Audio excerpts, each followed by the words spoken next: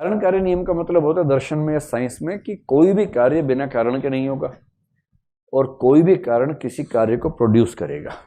इसको बोलते हैं कॉजेशन थियरी या कारण कार्य नियम।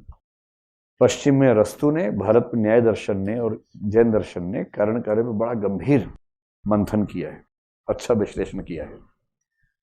वो हर चीज के कारण की व्याख्या करते हैं। अरस्तु ने करते करते 4 प्रकार के कारण बता दिए कि कोई चीज बनती है उसमें 4 फैक्टर्स काम करते हैं। ऐसे न्याय दर्शन ने बड़े अच्छे फैक्टर्स बताए। इसको बोलते हैं कारणता नियम। तो कारणता नियम तत्व मीमांसा में तो है, ज्ञान मीमांसा में तो है, दिखता है। जैसे किसी व्यक्ति ने अपने पड़ोस में बैठे स्टूडेंट को चूंटी काट दी, ठीक, चूंटी काटी, दर्द हुआ कि नहीं हुआ? दर्द हुआ।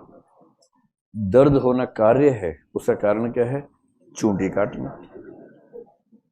तो चूंटी काटना कारण है, दर्द होना कार्य है, ठीक है।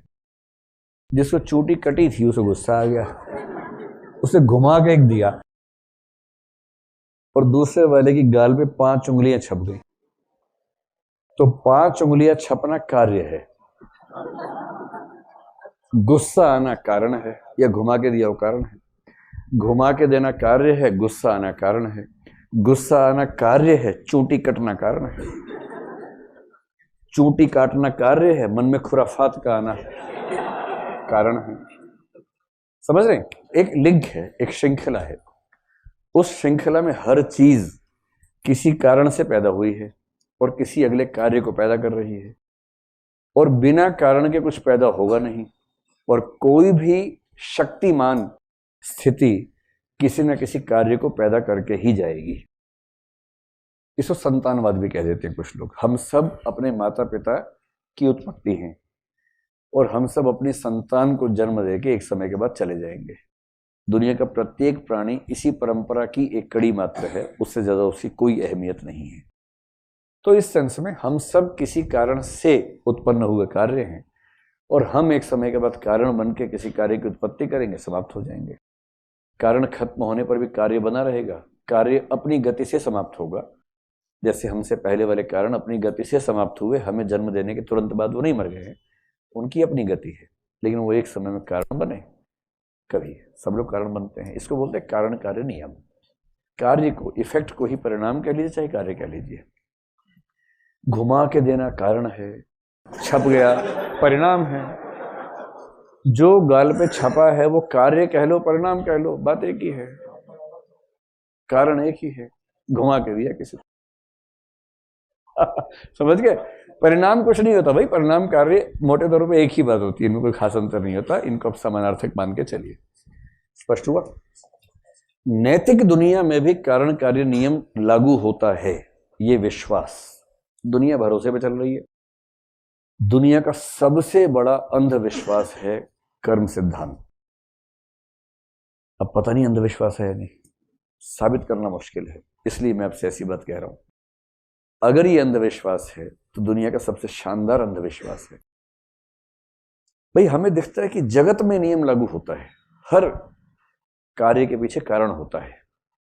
और कोई आपसे पूछे चमत्कार क्या है, एक वाक्य में, चमत्कार वह कार्य है जिसके पीछे निश्चित कारण नहीं दिख रहा है, बस। धर्म का आदमी कहता है कि चमत्कार सामान्य नियमों में ईश्वर का हस्तक्षेप है, और ईश्वर कहता है कि कारण कार्य नियम मैंने ही तो बनाया था, और मैं अपने बनाए नियम के अधीन कैसे हो सकता हूं? मैंने बनाई दुनिया, दुनिया चलाने के लिए मैंने बनाया कारण कार्य नियम, और बीच बीच में अपना जलवा दिखाने के लिए उस नियम को खारिज करके कुछ चमत्कार कर देता हूं। चमत्कार कुछ नहीं है। चमत्कार का मतलब कारण कार्य नियम का उल्लंघन, जिसे धर्म के लोग ईश्वरीय इंटरवेंशन या हस्तक्षेप मानते हैं। और विज्ञान का व्यक्ति क्या बोलता है? चमत्कार का मतलब सिर्फ इतना है कि इस घटना का कारण अभी तक विज्ञान नहीं ढूंढ पाया है, ढूंढ लेगा। बारमूडा ट्रायंगल नहीं ढूंढ पाए हैं, ढूंढ लेंगे कभी ना कभी, अभी नहीं मिला है ना, तब तक चमत्कार है। गणेश जी ने दूध पिया प्रतिमाओं ने, चमत्कार है। कारण मिल गया तो चमत्कार नहीं है, विज्ञान है। जिस जिस घटना की व्याख्या हो गई शमशान घाट में रात के समय रोशनी चमकती है, चमत्कार है। पता लग गया फास्फोरस है, तो विज्ञान है। जिस चीज की व्याख्या नहीं हुई है वो चमत्कार है, जिस चीज की व्याख्या हो गई वो विज्ञान है। दुनिया ऐसे चलती है, ठीक।